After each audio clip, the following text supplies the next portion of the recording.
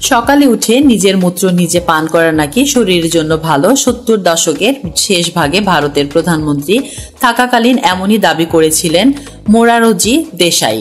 আন্তর্জাতিক সংবাদ মাধ্যমের কাছে জানিয়েছিলেন তিনি নিয়মিত 5 থেকে 8 আউন্স মূত্র পান করেন। তা নিয়ে সারা বিশ্বে বেশ আলোচনা সমালোচনা হয়েছিল।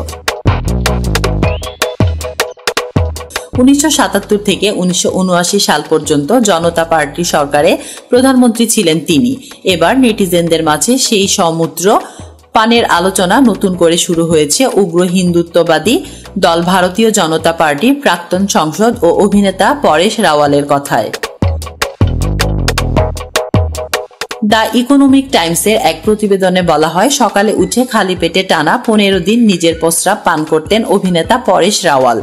দিনের প্রথম প্রস্রাব পান করার এই উপদেশ তাকে দিয়েছিলেন অজয় দেবগনের বাবা বীরু দেবগন। বাধ্য ছেলের মতো সে কথা মেনেছিলেন পরেশও। তাসলিম আক্তার শিমু, SBS বাংলা।